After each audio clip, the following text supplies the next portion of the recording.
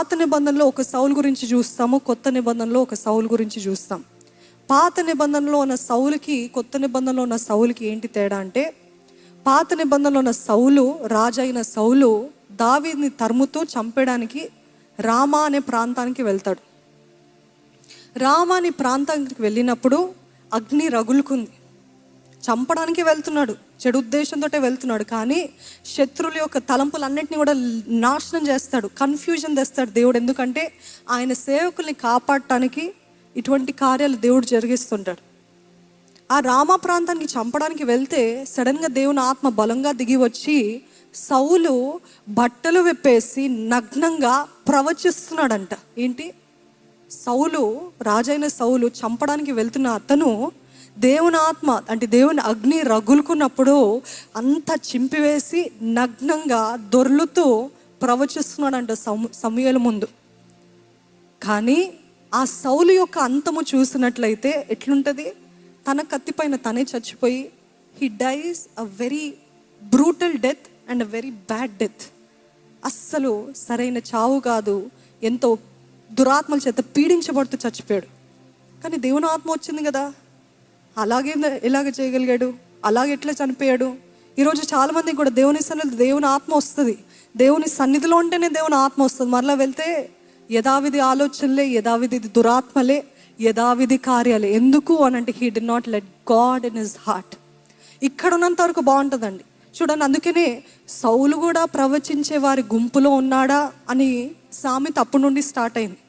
Is సాల్ also among the profits. ఎందుకంటే సౌలు ఎంత క్రూరుడు, ఎంత మూఢత్వం కలిగిన వ్యక్తి. అట్లాంటి వ్యక్తి కూడా ప్రవచిస్తున్నాడా? ఆలయంలో దేవుని సన్నిధిలో ఉన్న ప్రతి ఒక్కరికి అటువంటి శక్తి ఉంటుంది. కానీ ఇంటికి వెళ్ళిన తర్వాత ఏం చేస్తున్నావు అనేది ముఖ్యం. ఇంటికి వెళ్ళిన తర్వాత ఆయన మార్చుకోలేదు. మరలా అదే ఈర్ష్య, మరలా అదే ద్వేషము, మరలా అదే. నేను దేవుని సన్నిధిలో భాషలు మాట్లాడేశానండి, ఇంటికి వచ్చిన తర్వాత దురాత్మల భాషలో మాట్లాడుతున్నారండి. దేవుని ఆలయంలో భాషలు మాట్లాడడం, మరి ఇంటికి వెళ్ళిన తర్వాత దురాత్మల భాషలా? ఎందుకంటే దేవుని ఆలయంలో అందరితో ఉన్నప్పుడు, దేవుని సన్నిధి బలంగా ఉన్నప్పుడు, సమాజంగా కూడినప్పుడు దేవుని ఆత్మ బలంగా పనిచేస్తూ ఉంటాడు. కానీ ఇంటికి వెళ్ళిన తర్వాత ఒక్క చెడు ఆలోచన నువ్వు ఎంటర్టైన్ చేసావనుకో, మరలా చెడు భయంకరమైన వీక్నెస్ నువ్వు ఎంటర్టైన్ చేస్తావనుకో, మరలా వస్తాడు దురాత్మ. ఇంకో సౌలుని చూస్తాం. ఆ సౌలే పౌలు. ఆ సౌలుగా ఉన్నప్పుడు దేవుని వెలుగు ప్రకాశించి ఆయన గుడ్డితనం కలుగజేస్తుంది. ఆ గుడ్డితనం కలుగజేసిన తర్వాత ఆ బెడ్ పై నుండి పశ్చాత్తాపడ్డాడు. పశ్చాత్తాపడిన తర్వాత ఎవరైనా ఆయనకి చెప్పాడు అప్పుడు బాప్టిజం తీసుకో అని చెప్పిన తర్వాత ఎవరైనా ఆయనకి మెసేజ్ బోధించారండి? ప్రసంగం చేస్తారా? నువ్వు ఇలాగ ప్రకటించాలి, నువ్వు ఇలాగ దేవుని సాక్షి. No, the fire in him kept compelling him. అర్థమవుతుందా? ఈ సౌలుకి ఏమో ప్రవచించాడు, అంతా చేస్తాడు. మరలా ఇంటికి వెళ్ళిన తర్వాత యథావిధి. ఈ సౌలు ఒకప్పుడు క్రూరుడు ఉన్నాడు, కానీ ఎప్పుడైతే దేవుని ఆత్మచేత నింపబడ్డాడో దేవుని సొత్తుగా మార్చబడి ఎవ్వరు చెప్పక్కర్లేకుండా బలవంతము, క్రీస్తు ప్రేమ చేత బలవంతం చేయబడి ఆయనంతట ఆయనే సువార్త, కొరడా దెబ్బలు, రాళ్ళ చేత దెబ్బలు, ఇవన్నీ తిని nothing can stop him. I'm asking you, what kind of fire do you want? Do you want the fire that Saul in the Old Testament had, or do you want the fire that Paul had? There's nothing wrong with the fire. అంటే fire తప్ప, దేవుని ఆత్మ నింపుదల తప్ప కాదు. వీరి మనస్సు ఆలోచించే విధానం, వారి ప్రవర్తన తప్పు. కాబట్టి దురాత్మలు ఒక ఆయన ఆహ్వానించాడు, ఇంకొకరు పరిశుద్ధాత్మ శక్తి చేత నింపబడ్డాడు. ఈరోజు ఎవరిని ఎంటర్టైన్ చేస్తున్నామండి? ఎవరిని? పరిశుద్ధాత్మున్న, దురాత్మన? ఈ 3 కట్టెల గురించి నేను మాట్లాడదలుచుకున్నానండి. 3 కట్టెలు ఉన్నాయి. ఏ కట్టెలు మనము కాల్చివేయాలి, ఏ కట్టెలు మంటలో వేయాలి, ఏ కట్టెలో వేయాలి? దాని ముందు ఒక మాట చెప్తాను. ఈరోజు నా జీవితంలో జీవపు కార్యాలు జరగాలి, మంట రగులుకోవాలి అని ఆశపడుతున్న ప్రతి ఒక్కరు కూడా ఈ మాట మాత్రము జాగ్రత్తగా వినండి.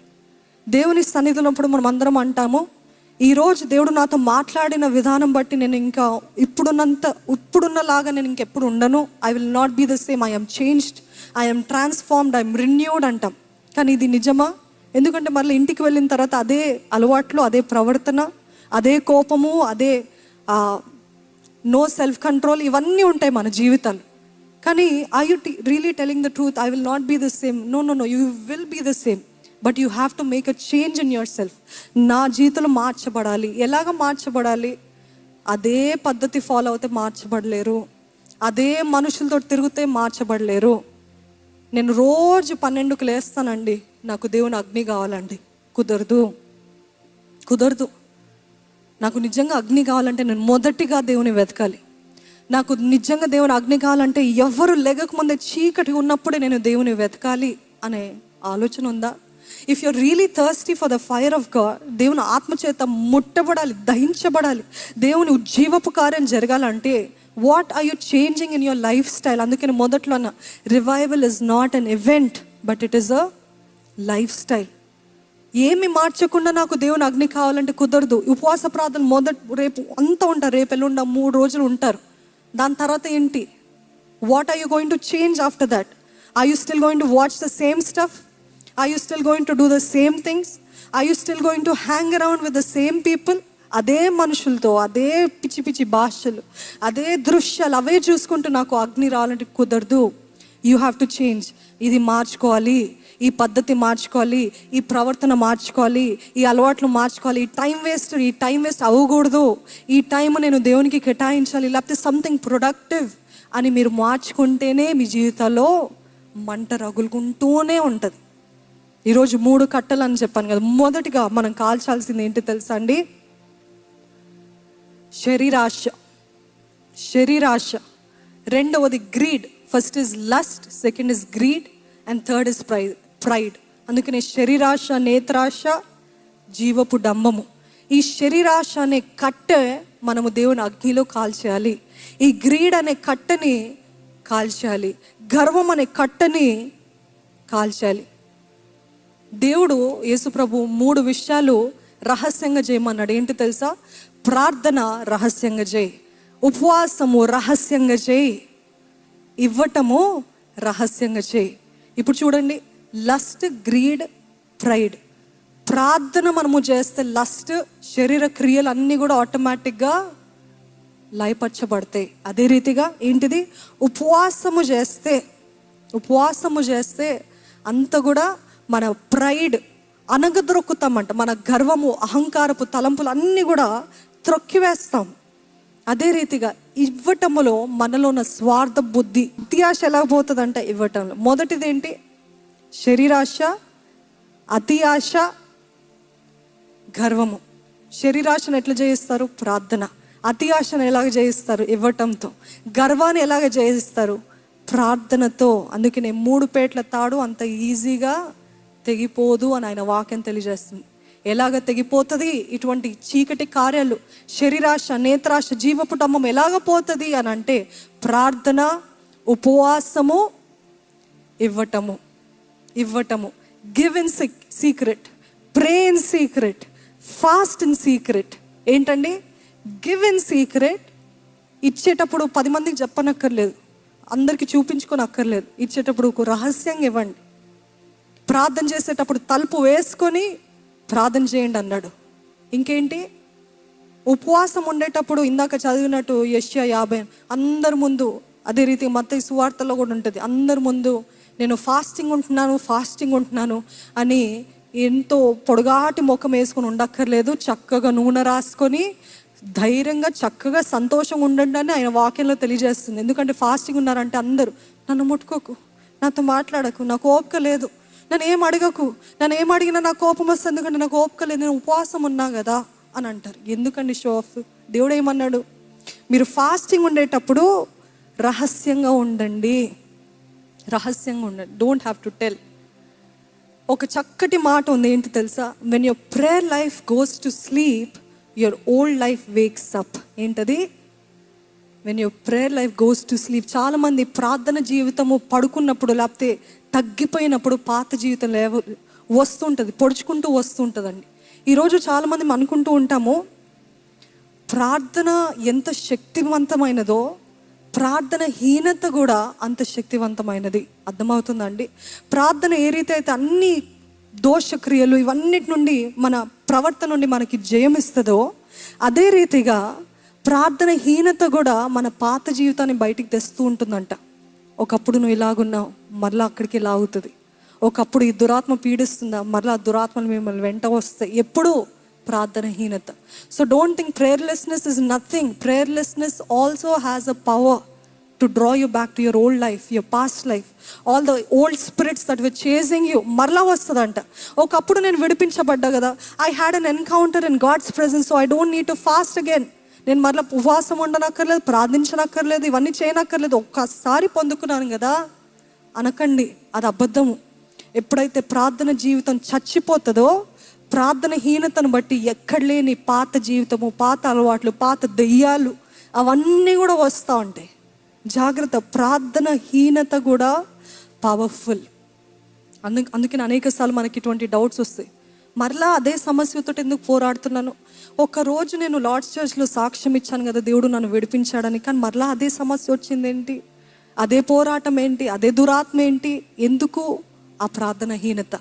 అందరి ముందు సాక్ష్యం ఇచ్చారు, ఓహో వీళ్ళు ఇంకా మార్చబడ్డారు అనుకుంటారు చాలామంది. వీళ్ళు ఇంత గొప్ప సాక్ష్యం, చెప్పట్లు, వండర్ఫుల్ టెస్టిమనీ, ఎవ్రీబడి అప్లాడ్స్. కానీ మీ ఒంటరి సమయంలో మరలా అదే సమస్యలు, మరలా అదే స్ట్రగ్లింగ్, మరలా పొర్నోగ్రఫీ, మరలా అదే ఇచ్చలు, మళ్ళీ అదే ఆశలు. అయ్యో నేను ఆ రోజు దేవుని సన్నిధిలో అలాగా టెస్టిమనీ చెప్పాను, కానీ మరలా దాంతో. ఎందుకంటే దానికి కారణము ప్రార్థనహీనత. అందుకనే ప్రార్థన మన డంబాన్ని, మన గర్వాన్ని అనగదొరుకుతుందండి. పౌలు దులిపివేసినట్టు, దేవా ప్రతి భయాన్ని నేను దులిపివేస్తున్నాను ప్రభా, ప్రతి చీకటిని పారద్రోలుతున్నాను ప్రభా. నోరు విప్పి ప్రార్థన చేయండి. Thank you for the power, thank you for the authority that you have given me Lord. శక్తినిచ్చే దేవా, బలాన్నిచ్చే దేవా, నీకు వందనాలయ్యా. రేపటి నుండి తండ్రి నీ ఉజ్జీవపు కార్యాలు జరిగించు. ఇప్పుడు ప్రారంభించిన ఈ మంటను కొనసాగింపజేయి ప్రభా. ఎక్కడ ఆగిపోకుండానట్లు, ఆరిపోకుండానట్లు నాకు సహాయం చేయి.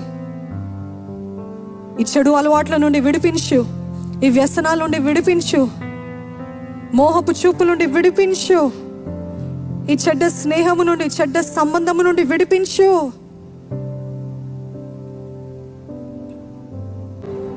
Help us to overcome sin, Lord Father. నీ శక్తిని దయచే, నీ కృపను దయచే. ఇప్పుడే ప్రతి ఒక్కరి తల నుండి అరికాల వరకు నీ పరిశుద్ధ అగ్ని చేత కాల్చమని వేడుకుంటున్నానయ్యా. కాల్చయ్యా, మా చేతులు కాల్చయ్యా, మా కాళ్ళని కాల్చయ్యా, మా దేహాన్ని కాల్చయ్యా, మా మనసుని కాల్చు ప్రభువా, మా నాలుకల్ని కాల్చయ్యా, మా నేత్రాన్ని కాల్చు ప్రభువా.